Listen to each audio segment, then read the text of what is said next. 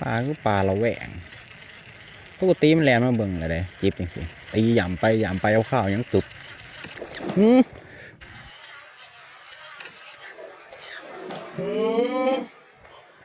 ตีหย่ำไปหย่ำไปเอาข้าวยังตุบนั่นเด้นั่นเด้หูกัดบ่ถือมันเอาขาไปกิน